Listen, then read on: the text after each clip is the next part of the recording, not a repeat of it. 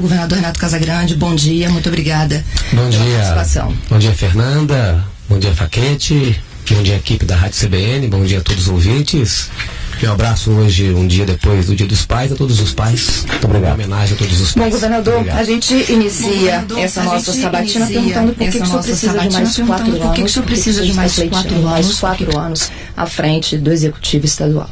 Olha, Fernanda, meu debate com a sociedade capixaba é de que é fundamental, né, que nós possamos dar sequência ao trabalho que nós iniciamos. Parte daquilo que nós iniciamos, nós concluímos. Parte daquilo que nós iniciamos, nós não concluímos.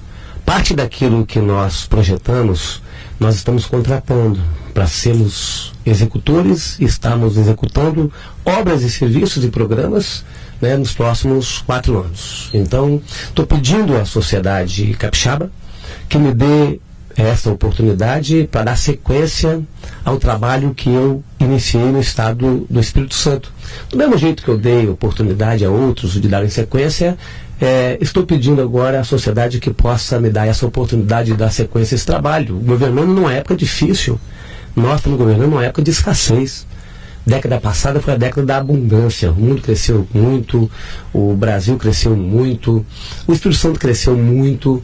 Então foi uma época que nós tivemos abundância, tanto na área econômica como na receita do Estado, dos municípios, da União. Essa década é a década mais difícil na área econômica, uma década que exigiu de nós uma presença forte em Brasília, para debater royalties de petróleo, Fundap.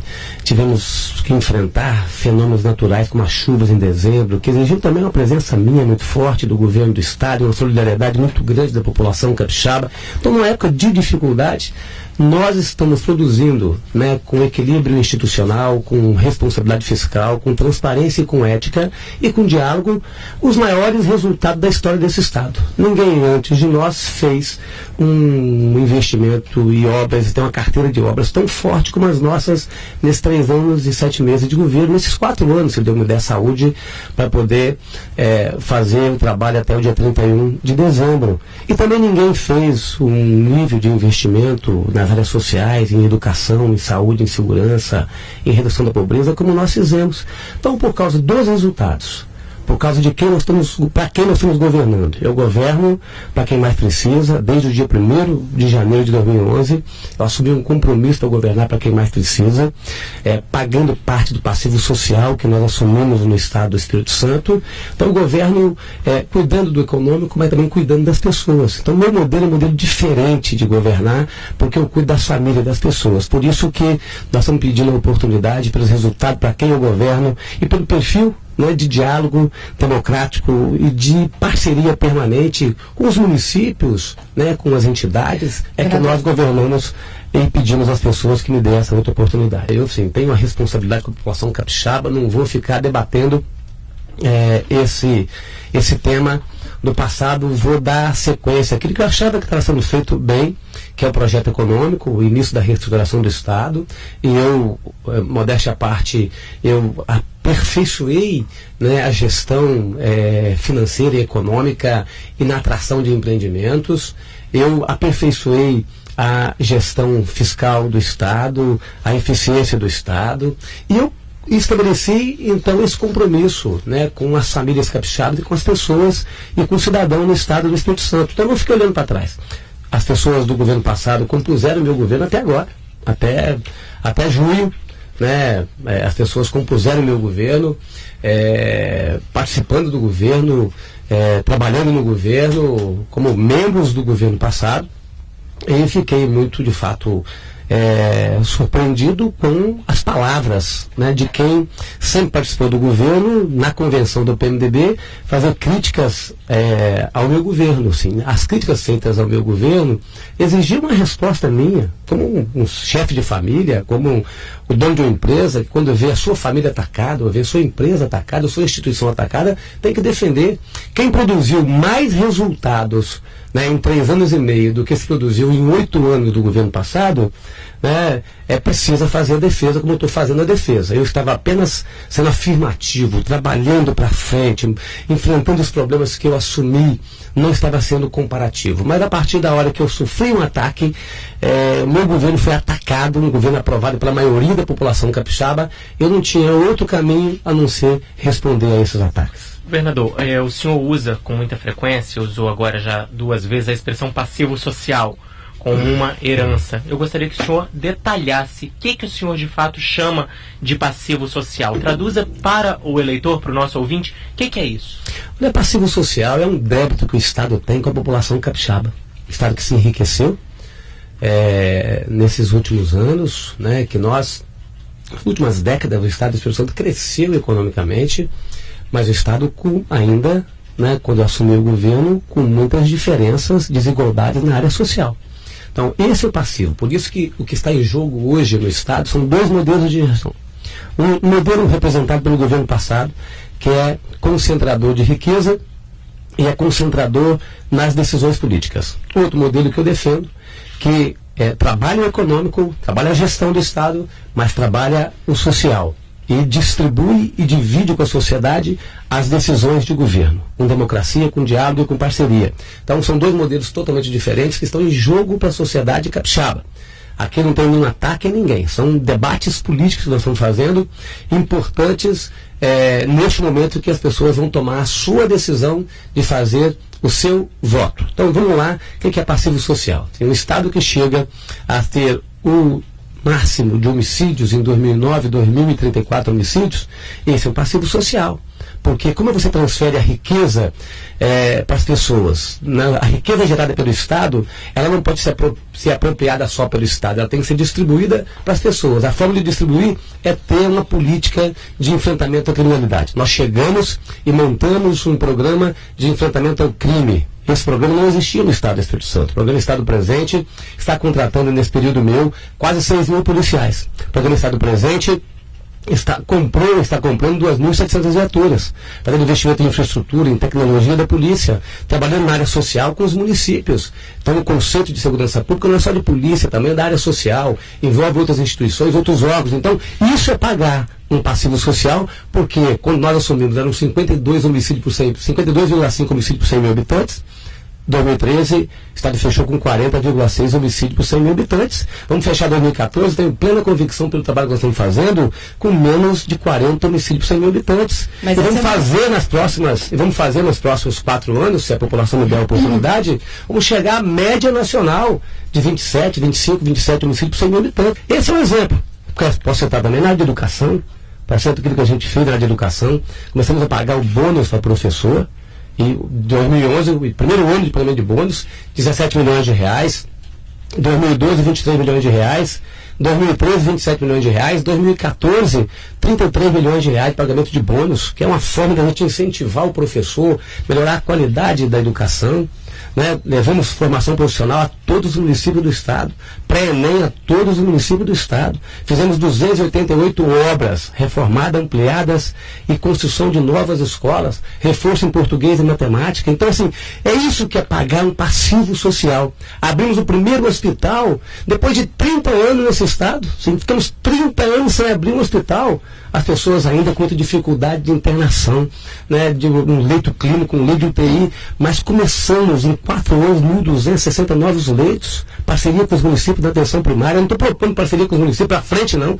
Eu já estou fazendo parceria com os municípios para ajudar a funcionar as unidades de saúde dos municípios. O cofinanciamento da saúde são 43 milhões de reais por ano, ampliação do centro de referência de especialidades, mais 5 centros de referência de especialidades. Então, isso é pagar passivo social no Estado do Espírito Santo. O fato do outro candidato dizer que no seu governo houve crescimento da dívida pública, de uma arrecadação também que teria divergências em relação aos números. Houve, inclusive, um embate durante o debate, O senhor o acusou de estar faltando com a verdade, de ser desonesto. Esse assunto voltou mais à frente depois, quando um chamou o outro de fiscalista, ou seja, que estaria, de fato, tentando entender um pouquinho mais dos números da economia. Um seria economista, o outro não seria economista. Qual é a situação real do Estado, governador? Para que o eleitor aqui possa... Quem está falando, então, com a verdade? Qual é a situação real do Estado? Primeiro, ninguém pode achar que só economista é que vai entender de gestão econômica e fiscal do Estado. Assim. Eu sou engenheiro florestal, sou advogado, na verdade não sou advogado, sou bacharel em Direito, porque eu não milito na área, mas sou formado, muitas pessoas têm me ajudado, muitos economistas têm me ajudado no governo, tá certo? E é arrogância, é atitude arrogante achar que só uma ou outra pessoa consegue ter capacidade de fazer a gestão do Estado. Sim, é uma atitude arrogante e prepotente, porque tem muita gente competente. Eu mesmo coloquei diversas pessoas novas, né, que estão dando uma bela contribuição. A juventude tem capacidade de ajudar. Eu tenho diversos secretários que são secretários novos, que estão assim, dando uma grande contribuição com grande entusiasmo, sendo hoje colaboradores e parceiros na gestão do Estado. Mas vamos lá, assim. Eu acho que nem o candidato do PMDB acredita naquilo que ele está falando. Sim, porque o Estado, quando nós assumimos o governo, o Estado tinha uma poupança de 2 bilhões e 500 milhões de reais. Tá certo? O Estado hoje, final de 2013, tem uma poupança de 3 bilhões e 900 milhões de reais. Então, assim, nós temos poupança, tanto é que eu estou fazendo uma reconstrução do Estado esse ano de 2014, decorrente das chuvas, são 500 milhões de reais, tenho capacidade para fazer um gasto extra, sem previsão orçamentária, de 500 milhões de reais. Dívida. Quando nós assumimos o governo, o Estado tinha 17% de dívida da receita corrente líquida. O Estado agora tem 21%, fechando 2013, 21% da receita corrente líquida com dívida. Então, quem pode ter uma dívida até de 200% da receita corrente líquida e tem 21% da receita corrente líquida, isso mostra uma saúde, isso mostra um Estado saudável, né, com responsabilidade fiscal. Eu ampliei muitas parcerias com o setor privado, por exemplo, Faça Fácil, o setor privado construindo para nós, explorando serviço. Estou contratando agora, contratei o saneamento da Serra na parceria com o setor privado, estou contratando construções de escolas, estou contratando um hospital infantil na parceria com o setor privado. Então, nosso Estado é um Estado que tem controle dos seus gastos. É lógico que eu tive que ampliar gasto de custeio, gasto de pessoal, porque quem tem que pagar um passivo social como eu tenho que pagar, para melhorar o serviço da segurança pública, eu preciso de policiais. Para eu contratar quase 100 mil policiais, lógico, ampliação de gasto da segurança pública. Só que nós, quando assumimos o governo, a segurança pública exigia um choque de gestão. Exigia um choque para a gente reduzir a impunidade. Isso é aumentar pessoal, e porque nós temos que fazer, nós temos que quitar esse passivo social, parte desse passivo social, compreendendo esse modelo de gestão, aliando o econômico com o social, mas ao mesmo tempo mantendo uma nota A na gestão fiscal, avaliada pela Secretaria do Tesouro Nacional, né, o Estado mais transparente do Brasil. O Estado do Espírito Santo é o Estado mais transparente do Brasil. Então isso nos dá segurança, na hora de dificuldade para gerenciar, dá segurança ao povo que nós estamos representando. Um governante, ele é avaliado na hora que ele governa em hora de dificuldade. Se ele governa em hora de dificuldade, dá segurança ao seu povo. Não é discurso eleitoral, que não foi feito 3 anos e meio durante o meu governo, que feito numa época de eleição, vai convencer as pessoas de que esse argumento tem consistência. Agora, governador, essa economia, perdão, Eduardo, essa economia que a gente está falando, né, de guardar, ela não se daria para um projeto inicialmente pensado para o senhor de 8 anos? Guardar nos primeiros para usar no segundo? Não, nós estamos fazendo as maiores aplicações de recursos da história em infraestrutura, carteira de projetos, sim. Você pode buscar o somatório de investimento de todas as fontes, tá certo? Diretas, financiamentos, parcerias e saneamento básico, por exemplo, R$1 bilhão em 4 anos. Só buscar todas as fontes de financiamento, você vai verificar que o nosso investimento em 4 anos é maior do que os investimentos em 8. É só verificar. Busque as informações. Não precisa ser eu falando sobre isso. Então, assim, não... Estou com poupança por responsabilidade. Eu sei que um governante, como um chefe de família, como uma pessoa que tem condições de guardar R$1.000, R$1.500, R$2.000, R$5.000, quando tem condição de guardar, guarda, porque pode vir uma emergência, que precisa de um dinheirinho, precisa de um dinheiro. O governo do Estado é como uma família. Eu preciso gerenciar o governo do Estado como eu gerencio a minha família, com muita responsabilidade e prevendo qualquer catástrofe ou emergência, como é o caso agora das chuvas de dezembro. Agora, o aumento do endividamento, da forma com que o senhor até apontou, era 17% no início do governo, agora 21% da receita comprometida. Não corre-se o risco, governador, de se criar uma bola de neve e desse endividamento nunca parar e lá na frente o Estado se vê em apuros? Lógico que não. É só ter governante responsável, assim, de 17% para 21%. Teoricamente, eu posso chegar a 200%. Nós estamos nas melhores situações do Brasil. Sim, nós temos a melhor gestão fiscal do Brasil e temos das melhores situações de endividamento do Brasil. Tá? Então nós temos hoje capacidade de ampliar nossos investimentos usando fonte de financiamento. É possível, com responsabilidade. Por exemplo, eu peguei financiamento e quitei financiamento em condições ruins do passado. Não estou dizendo que condições ruins do governo passado, não. Estou falando assim, de financiamentos caros, né? Nós buscamos financiamento, por exemplo, quitamos o financiamento da Cesan, que é um financiamento que impedia a Cesan a buscar aporte de mais recursos para investir em saneamento. Então quitamos, o governo do Estado quitamos financiamentos em condições ruins, com juros altos, com custo elevado, com financiamentos com taxa de juros e de custo muito menor. Então nós estamos, na verdade, preparando o Estado para frente, eliminando os financiamentos ruins, com custo alto. Então é muita responsabilidade nossa na gestão do Estado. É por isso que nós estamos conseguindo fazer tanto na área social como na área de infraestrutura. E o senhor passou, né, nesses últimos 4 anos, por mudanças, né, na distribuição do Fundap. Ainda há ameaças pela frente, como a questão da distribuição dos royalties, ICMS, reforma tributária. Um impacto imenso nesses últimos anos, principalmente na receita dos municípios. E aí eu pergunto, caso o senhor seja reeleito, como que o senhor pretende, de certa forma, ajudar os municípios capixabas que estão enfrentando suas perdas de receitas agora, entendeu? Olha, eu, Fernanda, me preparei para ajudar os municípios. Eu, quando assumi em 2011, eu tinha que analisar os cenários. O cenário do debate sobre o royalties do petróleo e o cenário sobre o Fundap. Fundap, nós tivemos uma redução de 12% para 4% da alíquota interestadual. Eu mantive né, o Fundap funcionando, fiz diversas mudanças na legislação do Fundap, nas regras do Fundap. O Fundap continuou funcionando com 4%. Nós repassamos 1% para os municípios, que é 25%, e com o Brasil patinando na sua economia. O Estado sofrendo por isso, e ainda com o Fundap, eu me preparei para ajudar os municípios. Criei o Fundo Cidades, foram 200 milhões de reais repassados nesse ano. Criamos o Fundo Assistência Social, saímos de 11 milhões de reais para 45 milhões de reais de Fundo de Assistência Social.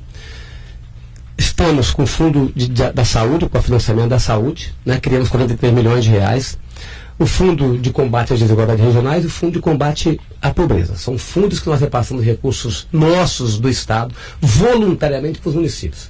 Diversos convênios feitos e diversas obras feitas diretamente pelo governo do Estado na parceria com os municípios. Então, os municípios hoje, se nós retirarmos as transferências voluntárias, muitos municípios, a grande maioria dos municípios, ficará com dificuldade de tocar os serviços básicos, porque nós demos uma grande contribuição nesse tempo. E o meu compromisso é o compromisso de dar sequência a esse trabalho. Neste governo, eu criei, por exemplo, o Fundo de Cofinanciamento da Saúde. Eu repasso recursos para ajudar os municípios na atenção primária. E eu vou, no próximo governo, vou criar o Fundo de Apoio à Educação Infantil. Os municípios têm dificuldade com a educação infantil, crianças de 4 e 5 anos de idade, vivem dificuldade para colocar todas as crianças na escola, uma exigência legal do Ministério Público, da comunidade. Então o Estado fará, eu farei, como fiz, ninguém tinha feito antes, eu fiz o repasse de recursos para ajudar os municípios na saúde. E eu agora farei no próximo governo o repasse de recursos para ajudar na educação infantil. Já estou discutindo a proposta, tá certo? Mas já assumindo compromisso com os municípios e com a educação, para que eu possa ajudar na educação infantil. Com tantos compromissos, fundos anunciados, fundos já criados, que o senhor atribui aí a muitos dos prefeitos estarem apoiando a candidatura principal adversária do senhor? Ou já há possivelmente mais um anúncio, inclusive, do prefeito de Cariacica, Juninho? Eu acho que essa pergunta é para o prefeito que muda de posição. Tá certo? Eu não posso responder para o prefeito que tinha uma posição e muda de posição. Acho que essa pergunta a CBN precisa fazer aos prefeitos que mudaram de opinião, mudaram de posição, porque falta de presença do Estado não é.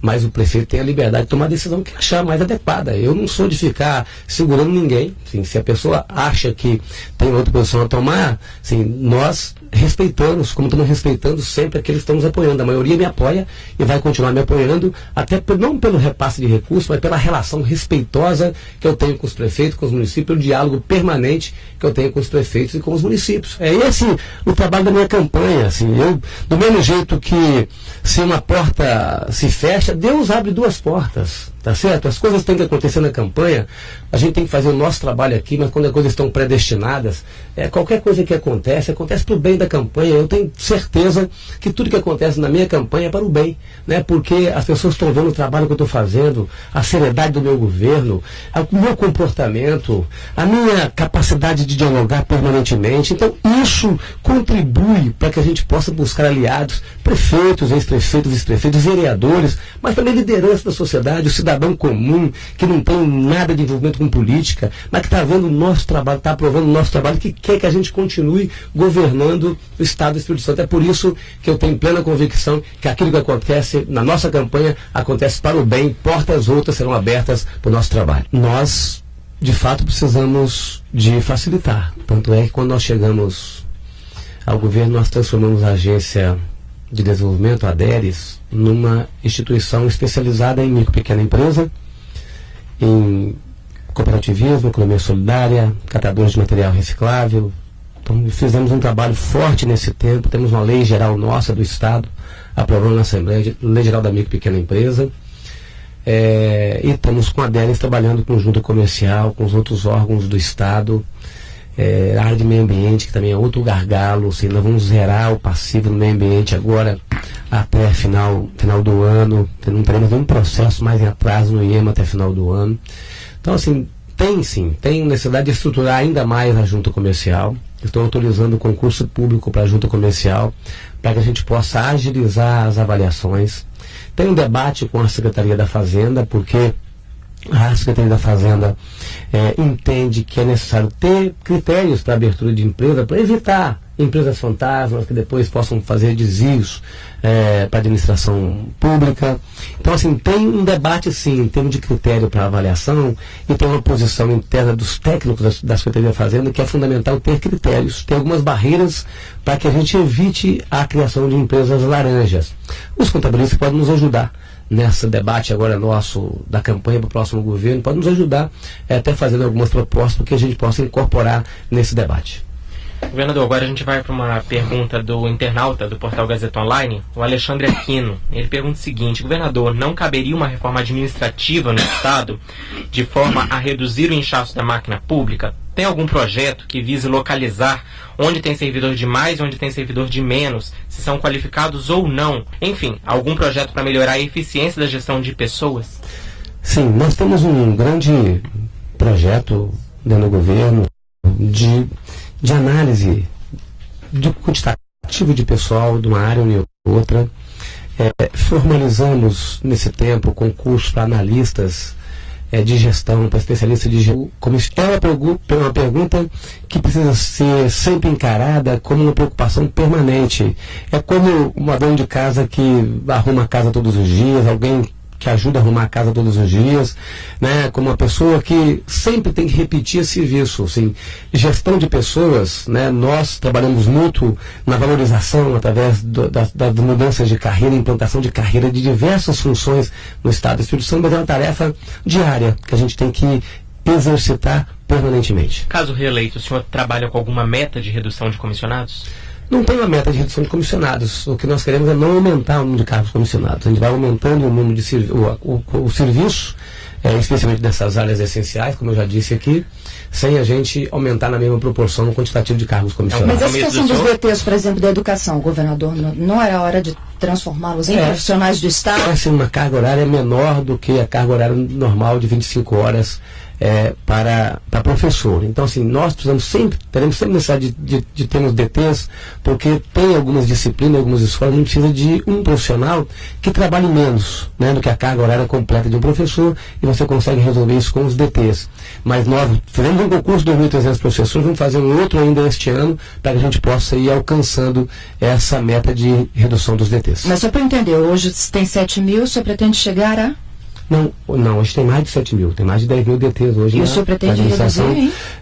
Não vou estabelecer aqui uma meta de número de redução, mas nós fizemos vamos fazer 2 concursos esse ano, tá certo? O que nós fizemos já chamamos, que vamos fazer agora, e vamos continuar fazendo concurso nos próximos 4 anos. Aumentar além da marca de hoje, não aumentará no próximo governo? DT não, nós vamos reduzir as designações temporárias, tanto na Secretaria de Justiça, como na Secretaria de Educação. Na saúde nós temos um concurso maior da história do Estado, e estamos substituindo até final do ano, todos os concursados da saúde vão ser chamados, porque vai terminando o contrato com os DTs, e nós vamos substituindo por pessoas que fizeram o concurso, e todos serão chamados agora nesses próximos dias e meses.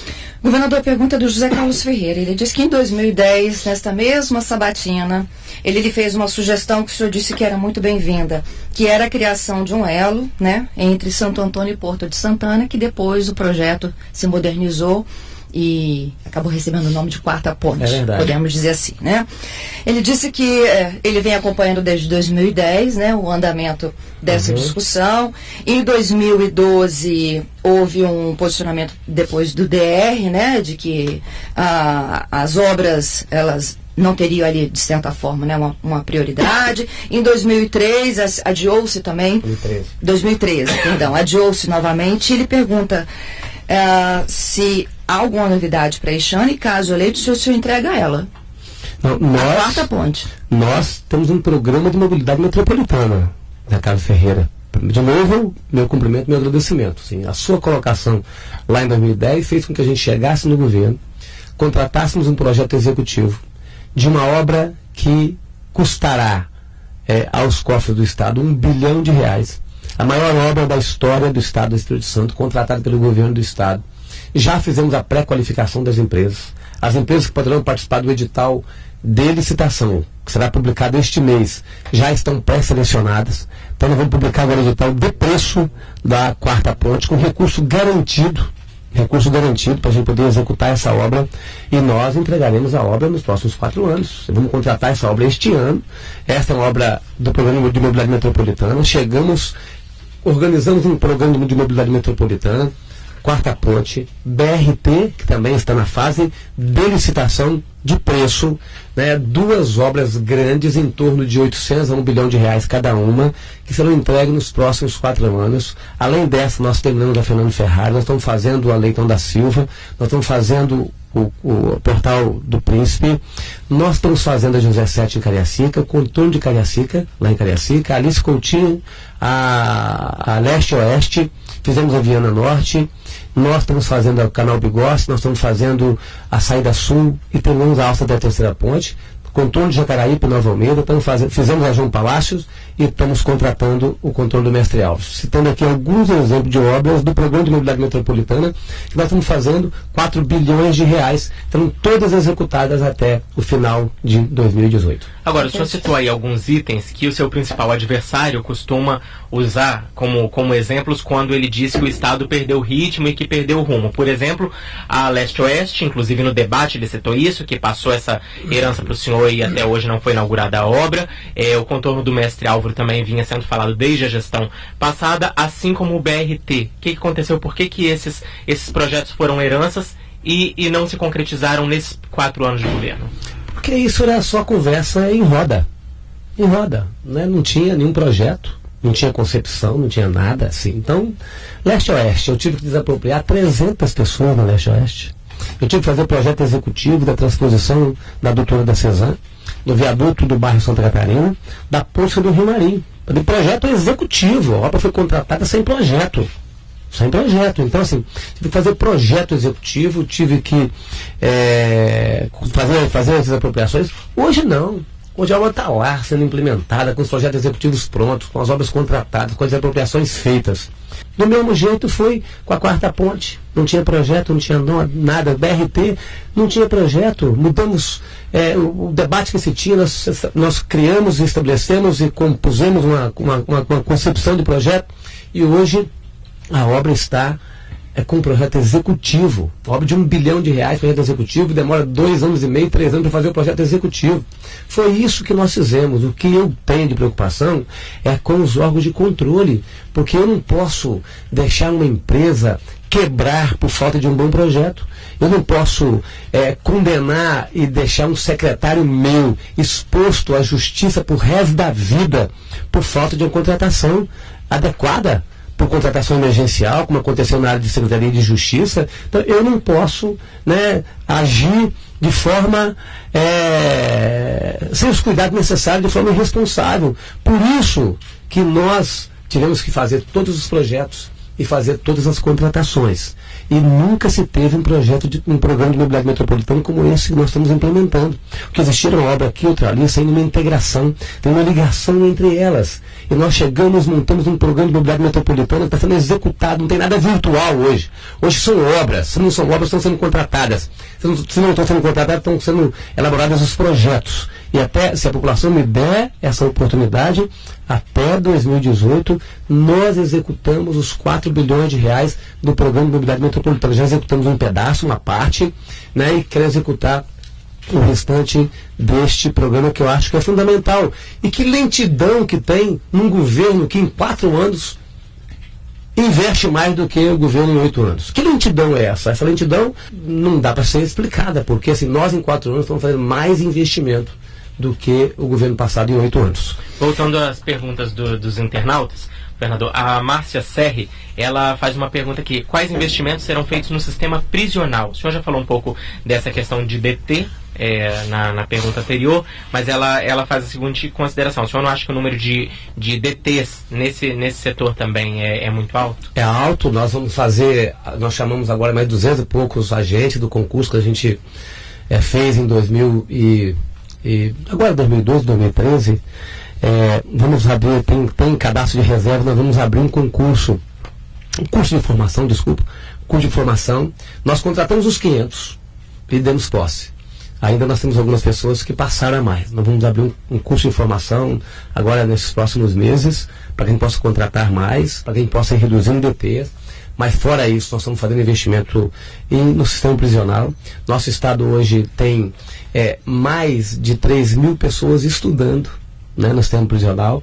Nós temos quase 3.000 pessoas trabalhando no sistema prisional, numa parceria com as empresas do estado. Nós crescemos muito nesses últimos 3 anos e pouco o número de pessoas trabalhando e estudando. Nós temos uma parceria com a APAC, uma instituição. Estamos construindo 2 unidades da APAC. É uma associação que trata o sistema prisional de forma mais humana, lá no município de São Mateus. Estamos iniciando uma outra unidade prisional em Linhares. Então a gente vai continuar fazendo investimento em infraestrutura, mas nosso desejo é a gente fazer a ressocialização. Esse é o nosso desejo. Por isso que essa semana nós vamos contratar Fernanda Facchetti, assinar o contrato da tornozeleira eletrônica, né, que vai permitir que a gente possa ofertar ao Poder Judiciário um mecanismo que não seja apenas do aprisionamento, do encarceramento. É para o céu aberto a tornozeleira? Tornozeleira pode ser por justiça que decide, tá certo? Sim, nós vamos ofertar a justiça. Pode ser para preso provisório, pode ser para o sistema semiaberto. Então isso reduz, porque cada preso custa R$ 2.500 por mês. Para a população capixaba. Então, assim, mais do que investir no encarceramento, nós vamos cada vez mais investir na ressocialização e em mecanismos que possam dar a condição de nós reduzirmos o gasto do Estado nessa área. Do mesmo jeito que nós hoje não temos mais policial transportando preso. Os agentes de custódia assumiram todo o transporte de presos no estado do Espírito Santo. Do mesmo jeito que não tem delegacia no interior com preso. Então, essa é uma área que a gente avançou, mas temos que continuar avançando cada vez mais. Já que a gente está falando de preso e de sistema prisional, eu queria voltar ao tema segurança, que a gente tratou no primeiro bloco, quando a gente falou lá em 2010, né, dos indicadores que o senhor perseguia, que era a média nacional. O senhor até me corrigiu dizendo que não era uma meta de 4 anos, era uma meta de um pouco mais. Houve redução? Houve, mas não chegou nos primeiros 4 anos, né, a uma média nacional. E as metas para 2030, que é um plano de Estado, mas há muitos especialistas, governador, que defendem que são metas inatingíveis, né, se chegar a 18%, 17%, menos que a média nacional a 20%, né, 20 homicídios por grupo de 100 mil habitantes, de 20 a 24, são metas inatingíveis do tamanho da proporção que ela tem que cair. Eu pergunto ao senhor, o que ainda do entendimento do senhor desses últimos 4 anos, o que de fato precisa de ainda ser feito na questão da segurança para se reduzir a taxa de homicídio? E como o senhor chegaria em 2030 com um percentual inferior à média nacional? Bem, 2018. 2018, caso foi eleito, quase lá, né? Então assim, a meta do nosso planejamento 2030, a meta de 2030 é de 10 homicídios por 100 mil habitantes. Isso. E a meta para 2020 é de 30 homicídios por 100 mil habitantes. Tá certo?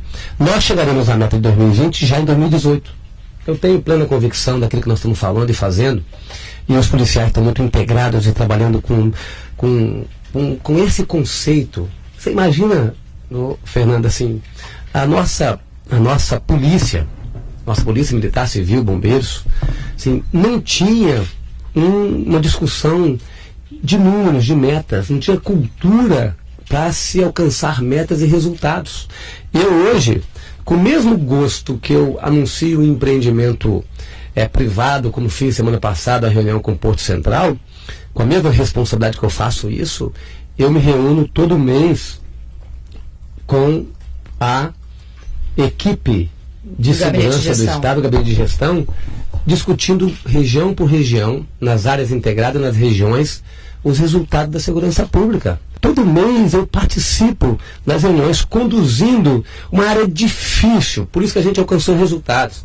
Eu vou dar um exemplo aqui de quem compra uma empresa desorganizada, com os maquinários ineficientes, com maquinários precisando de ser lubrificados, né, precisando arrumar uma empresa. Assim. No primeiro momento você produz, mas tem que ir arrumando a empresa. Nós também do mesmo jeito, nós assumimos uma área de segurança pública desorganizada, com os policiais sem motivação. Né, exigiu de nós, né, a gente organizar esse setor, motivar os policiais, fazer investimento, contratar policiais. Quando nós chegamos era remédio polícia na rua. Você não tinha policiais na rua, você não tinha viaturas, porque durante os 8 anos do governo passado, pouco mais de 2.000 policiais contratados. Então assim, nós em 3 anos e meio, em 4 anos, somos quase 6.000 policiais. Então assim, nós criamos agora uma estrutura, né, que deu a essa área uma organização, uma motivação, e temos que continuar trabalhando. Por isso que eu vou chegar em 2018, né, com a capacidade, com a condição, com a humildade de pedindo o apoio das pessoas que possa dar sequência a esse trabalho, já alcançando a meta de 2020 do programa, do plano nosso 2030. Mas só colhendo os frutos da reestruturação? Não, calma assim. É porque nós temos tempo. Mantido esse trabalho nosso, né, que a gente tem que manter permanentemente, não pode daqui a pouco não ter mais efetivo, não pode ter mais investimento em tecnologia, mantido esse trabalho nosso e aperfeiçoando a gestão. Assim, nós temos uma gestão que nós montamos, vamos aperfeiçoando, fortalecendo a delegacia de entorpecentes, transformando ela numa divisão da Polícia Civil, fazendo cada vez mais a integração, envolvendo cada vez mais o Poder Judiciário. O governo federal tem tarefa, os municípios nós entregamos 1.000 câmaras de vídeo monitoramento. Então assim, com o trabalho de gestão, na articulação da integração e melhorando a nossa gestão e fazendo o reconhecimento dos policiais que obtiverem resultado em cada área integrada, reconhecimento financeiro a esses policiais, pode ter certeza que nós, com essa área organizada, os resultados serão muito maiores. A gente tem que dar uma organizada, conseguir um resultado, mas com a casa deste jeito, com o trabalho que nós fizemos, né, com a organização que nós demos, nós vamos poder alcançar resultados mais rápidos nos próximos 4 anos. Então, o senhor pretende chegar a 30 homicídios por grupo de 100 mil habitantes? Eu acho que assim, nós vamos fechar o ano com menos de 40.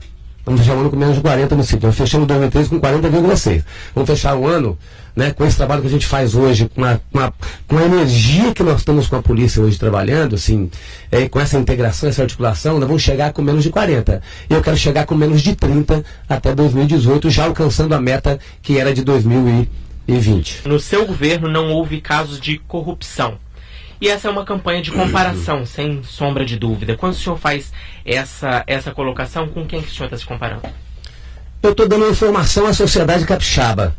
Tá? Meu governo é um governo que conquistou a honra e o título de governo mais transparente do Brasil. Contas Abertas publicou essa informação, a rede aqui divulgou essa informação. Assim, nós investimos em transparência.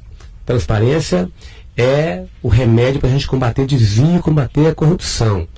É isso que nós estamos fazendo no nosso governo. Assim, nosso compromisso com a sociedade capixaba é um compromisso de continuar no atual governo nesse caminho. Se algum desvio acontecer, tomarmos as providências, as medidas, continuarmos com esse caminho no futuro. As pessoas não veem denúncia de corrupção, de desvio no meu governo.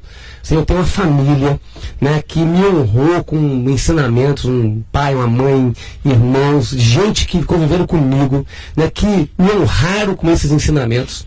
E que eu quero que eu tenha cada vez mais esse comportamento e que minha equipe também tenha este comportamento. Para a gente não tolerar desvio. Se a gente tiver desvio, a gente tem que tomar as medidas e tomar as providências. Então, assim, a população avalie. A população avalie. Assim, não cabe eu ficar comparando quem é ético e quem não é ético. O governo que é ético e não é ético. Assim, eu estou com um comportamento para exigir tomar as medidas para que a gente possa ter cada vez mais a confiança da população naquilo que a gente está fazendo. Pode ter desvio? Pode, porque um governo de um tamanho desse, mas as medidas nossas são medidas para que a gente possa evitar qualquer desvio e a população avalie se um governo ou um ou outro teve desvio, teve denúncia ou não teve. Avalie e é hora da gente tomar essa decisão de forma comparativa também nessa área da ética. Governador, eu tenho mais uma pergunta, essa é do Antônio, e é uma pergunta que eu também não deixaria de fazer. Durante esses 2 últimos anos da sua administração, e agora mais recente ainda, né, houve uma decisão que alguns inclusive classificaram como política, que é o senhor abrir, né, a terceira ponte com pedágio zero até que se finalizasse uma discussão em termos do contrato que está sob análise tanto do Tribunal como da Justiça. Independentemente do que acontecer em termos de auditoria, caso reeleito, governador, o senhor pretende resolver o problema da terceira ponte, dar a ampliação que ela já pede há anos? Olha, nós temos que resolver. A auditoria vai terminar. A auditoria vai ter que apontar caminhos para nós. Nós pedimos essa auditoria, junto com outros órgãos, o Ministério Público, tá? O Tribunal de Contas está fazendo essa auditoria. Teve sua oportunidade no passado. A auditoria já foram feitas, já podia ter resolvido, esclarecido esse assunto da ponte há muito tempo. Não foi. Né? O governo assumiu a obra da alça da terceira ponte no passado, assumiu o canal Bigossi no passado. Tá certo? Então, assim, agora eu não posso tomar uma decisão, estou com um projeto pronto do alargamento da ponte. Pronto. Tá certo? Mas com recursos próprios? Não, estou com o projeto pronto. Eu não posso fazer a obra para ficar na dúvida se foi correto fazer o canal Bigossi, a alça da terceira ponte, assim, sem ter clareza de como é o contrato do sistema Rodossol. Por isso que eu perguntei, independentemente do resultado da auditoria. Por isso que nós temos que ter, nós temos de ter o fim da auditoria, para que eu não seja, porque não tenha dúvida da população com relação ao meu comportamento. A minha decisão de suspender o pedágio foi uma decisão técnica, foi uma decisão amparada por um desejo, né, do parecer do parecer prévio do Tribunal de Contas. Com aquele parecer, o governo do Estado tem a responsabilidade de responder à sociedade, precisava responder. Ali não tem posição política. 10 segundos para finalizar o nosso tempo. Eu preciso que as pessoas possam ter confiança que tomamos as decisões corretas na hora que a auditoria ficar mesmo que venha uma briga judicial depois e que isso se arraste por anos, eu não sei, assim, a decisão nossa vai ser com base na auditoria.